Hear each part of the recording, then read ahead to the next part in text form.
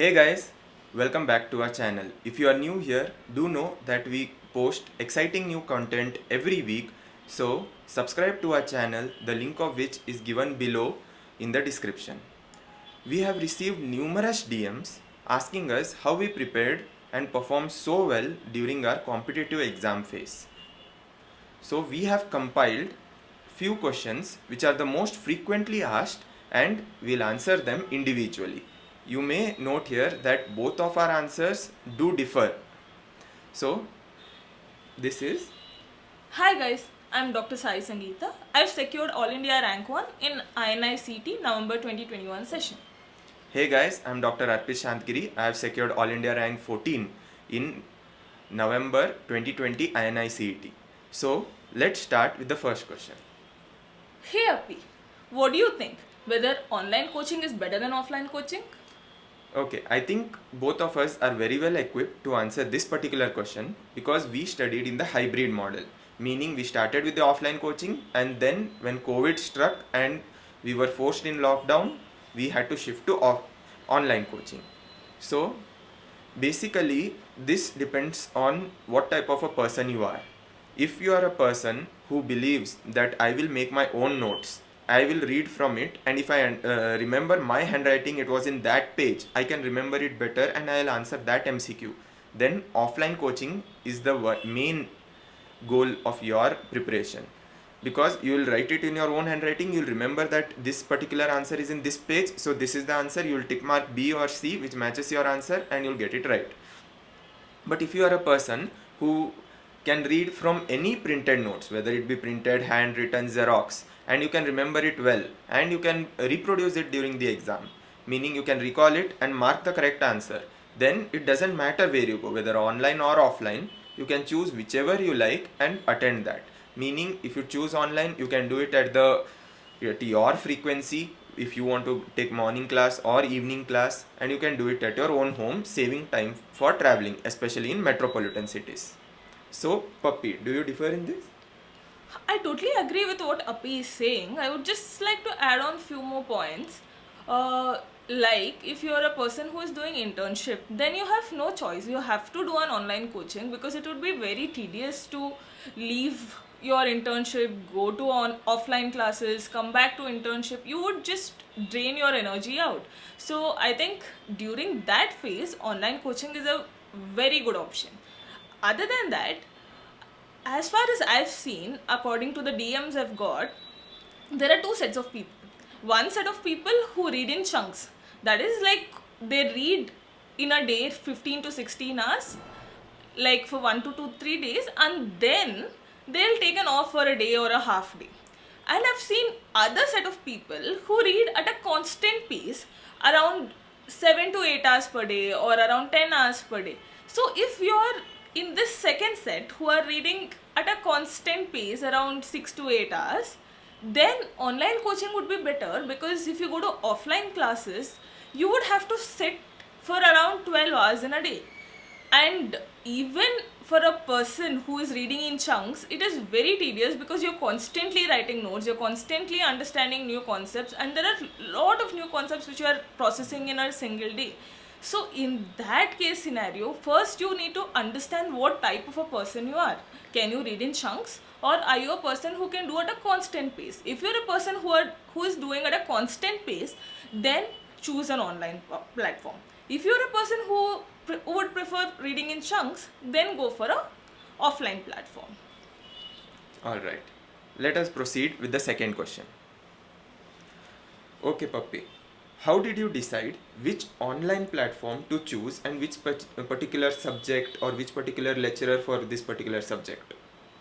Actually, for this question, both of us, I think, followed the same strategy. Yeah. So, what we did was, we would choose one of the most difficult topics in one subject. For example, acid-base balance in medicine.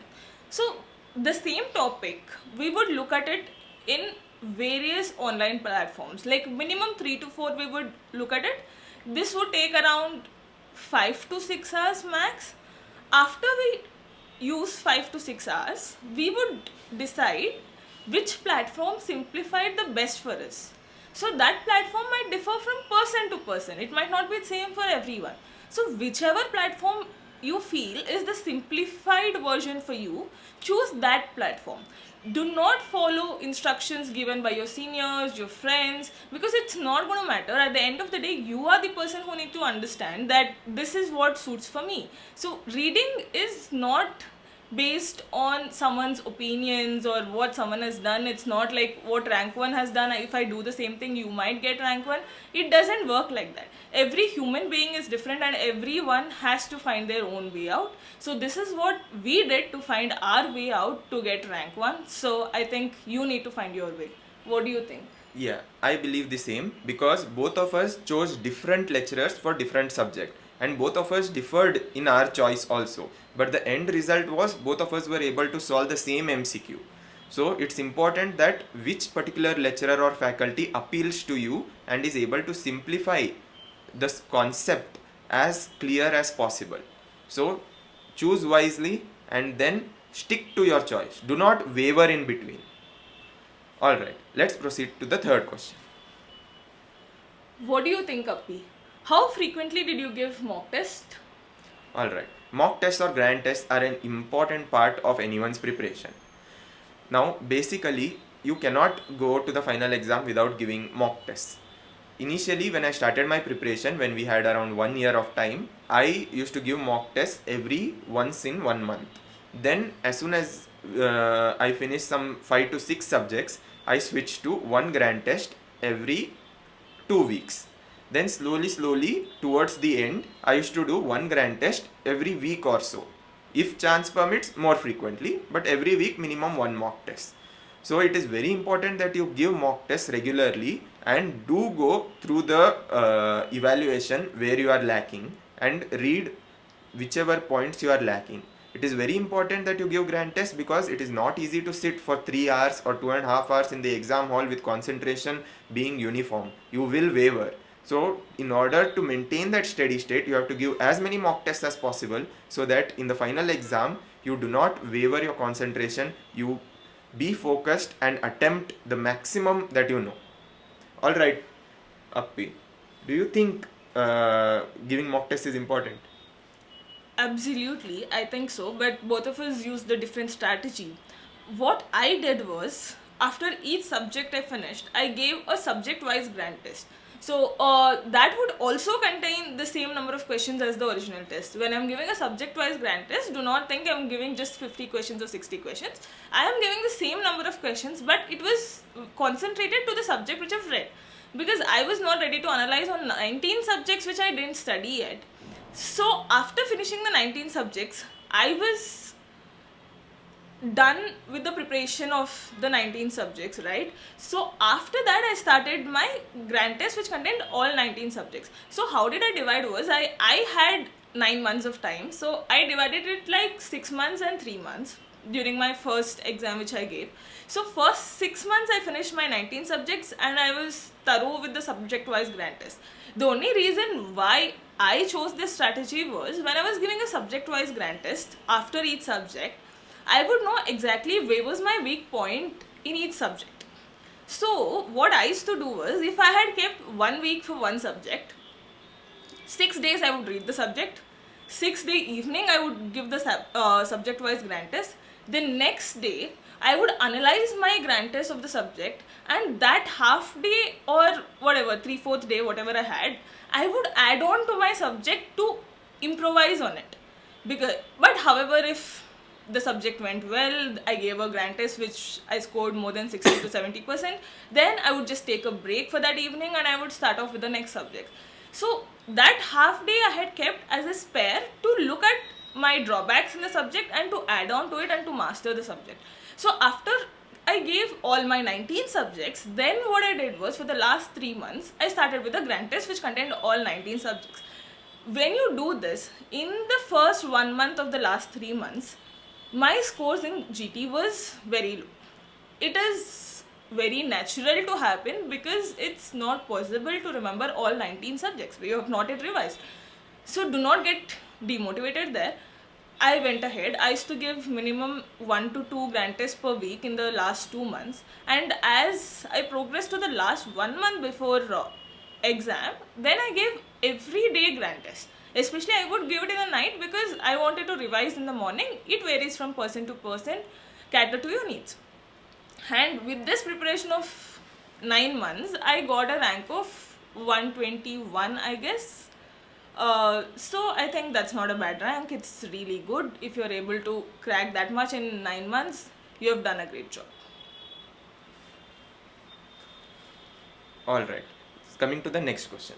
So Poppy, this is a very frequently asked question that I have finished 6 subjects and I am performing poorly even in these subjects on grand test. Should I revise these subjects or carry forward with other subjects? As I already told you guys that I've never given a GT, that is a grand test, after finishing 6 subjects. But if you have this problem, I think you can use my strategy also, that give a subject wise grand test and analyze it the next day, and whatever is your drawback, just add on to it in one day and then move on to the next subject. What do you think? Because you have given the grand test. Alright, this is a common problem and I did come across a similar case. Now what you have to do is basically think logically. You have planned that after this grand test, next week is ENT, after that 2 weeks is medicine, after that is anesthesia. So if you start revising these 6 subjects that you have done, you will cut short on the questions of ENT, medicine and anesthesia. Now this will reduce your overall score, though your score in that individual subject may rise. So think logically. If you are able to get 60 to 70% in the grand test in the subjects that you have already read, that is a good score. You will improve later in the revision phase. Just be steady, do not waver, keep calm and proceed with the next subject. However, if your score is really bad, then you need to analyze where am I going wrong. Whether it is the memory based questions, whether it is the conceptual questions, or just I have read too little of that subjects that I cannot do any of the MCQs of that particular subject. Concentrate on where you are wrong and make sure that you fix that particular point. If your score is 60 to 70% in the subjects that you have read, be happy with it. Move on to the next subject. Your grand test scores will slowly increase as you increase the subjects, because the number of questions you will be able to attempt will increase and your score will improve. Towards the end, when you are in your revision phase and giving grand test, it will go above 60 to 70%, and with each grand test it will keep on improving. So be patient and just move forward. So coming on to the next question.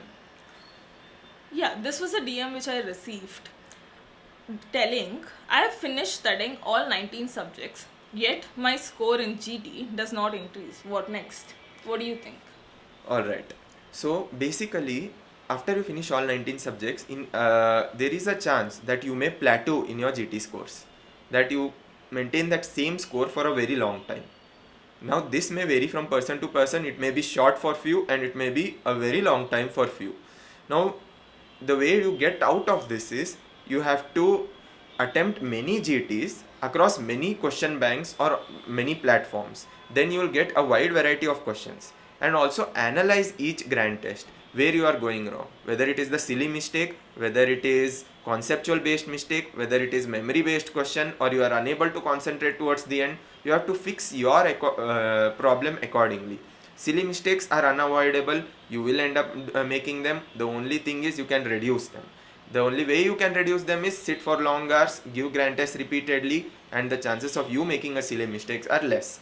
Also, a very important thing, the way I also found to reduce silly mistake was read the option before the question.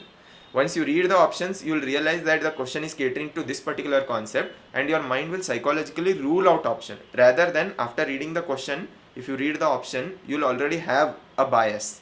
So if you read the options first and then read the question with each particular word, that this is a male, you will rule out one particular option. So that is one way I found that we can reduce silly mistakes up to some level.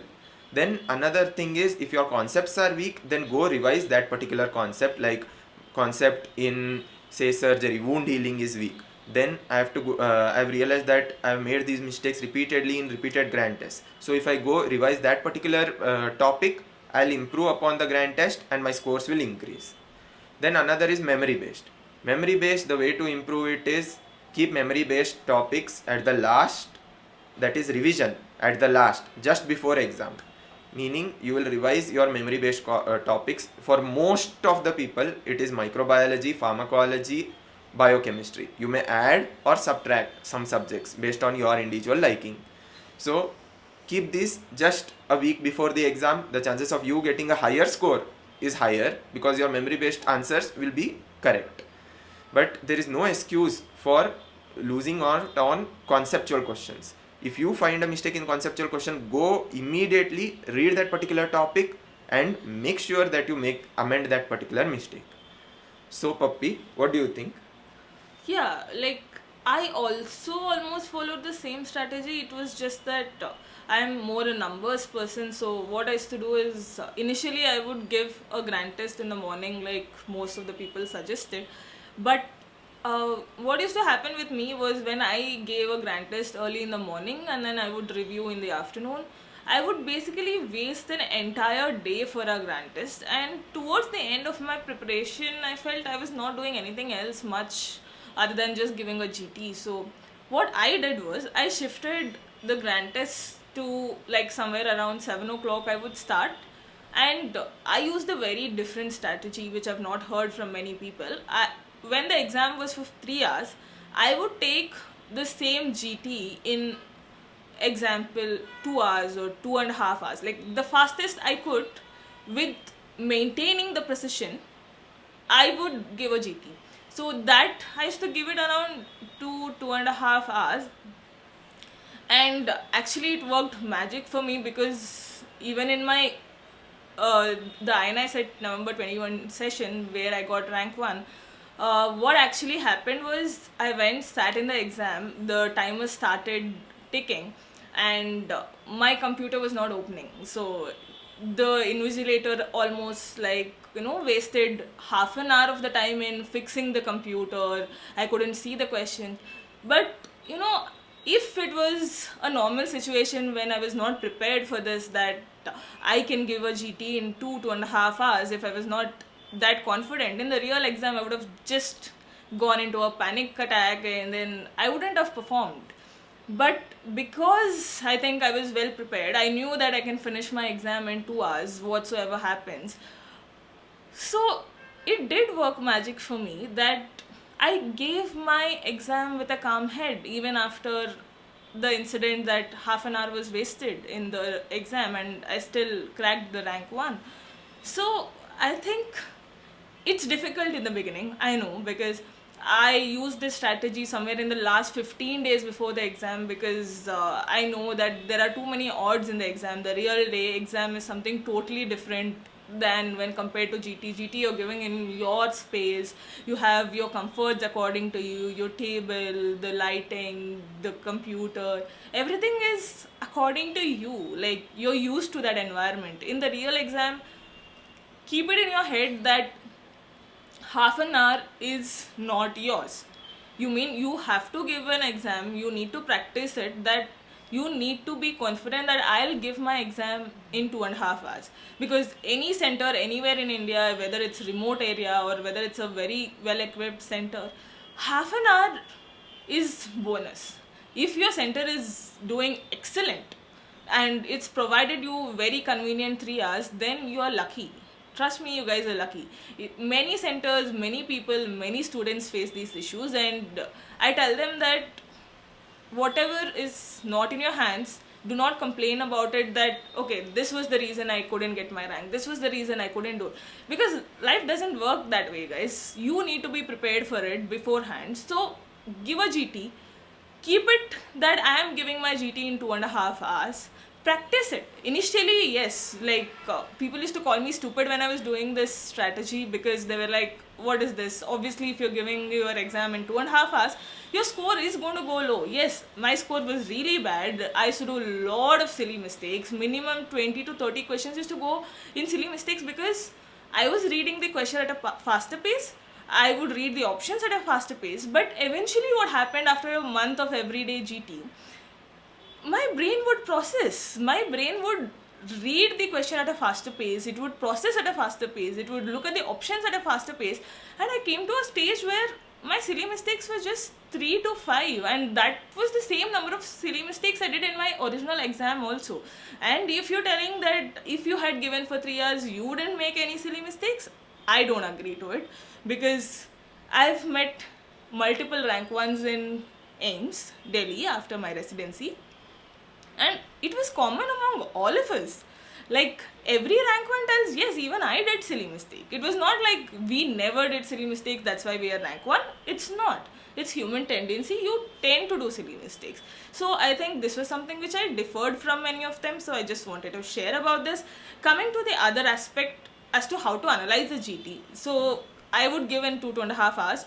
After that, I would keep just 1 hour for reviewing my questions. This is towards the end. Initially, it used to take 2 to 3 hours for me also, because there were too many mistakes, too many questions to analyze. But towards the end, the numbers reduced, so you would be able to analyze faster. And the second thing, how to analyze it faster. I would look at the questions. I would separate out my questions telling this is a memory based. Memory based, I would just glance through, because I know I wouldn't remember unless it's something very, very important. It's repeated over years and that concept is coming again and again. 99% of the times I would try to ignore those questions unless and until I felt this was a topic which is constantly coming, I need to remember, I would do it. So that would eliminate 1/3 of your questions. The other 1/3 of the questions used to be just silly mistakes. Silly mistakes, the minute you see a question, you know that it was just a silly mistake you made. So I would just be like, I would just write down the number of silly mistakes after every GT. I would just look at myself that am I performing better in this section in the next GT. I would not think कि okay यार खत्म हो गया, like इतनी silly mistakes से you won't be able to crack. No, don't go in that attitude. You still have 1 month or 2 months. Every day just look at the number. One day to one day you reduce. Like one day you made 20 silly mistakes, next day you made 19. That's a great achievement, right? So go ahead. Don't get demotivated looking at the scores. So coming to the third section. Third section was where I invested my time. That was basically a new concept, or a concept which I've already learned, but I'm not very clear about it. It happens many times, guys. Do not get demotivated here also that you have read some concept but you're not able to apply it. It is quite normal. It happens with everyone. It happened with us also. The only thing is, look at the concept. Look where in the whole concept you might not be lacking. There will be small 1-2 parts of it where you might be lacking. So just read the question, read the answer, understand the concept. If that concept is not there in your notes, add on to that notes. It would be just 1-2 lines. It's not going to bulk up your notes. Add on to it. So when I'm doing this strategy, I just am revising 1/3 of my mistakes. I'm not going to waste my time in all of my mistakes.